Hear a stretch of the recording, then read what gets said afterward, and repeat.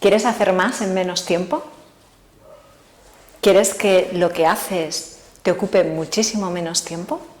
Muy bien, hazlo ahora. Si quieres gestionar mejor el tiempo, si quieres que te llegue para hacer todo, cada vez que recibas una comunicación, cada vez que recibas un encargo, cada vez que recibas un documento que tengas que pasar, un email que tengas que resolver algo, hazlo ahora. Hazlo en ese momento. ¿Por qué?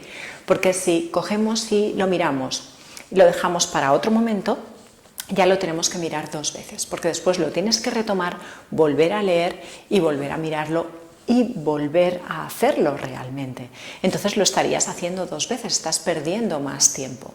Generalmente, si queremos ahorrarnos tiempo y queremos gestionar el tiempo y ser eficientes, el secreto de la eficiencia es hazlo ahora.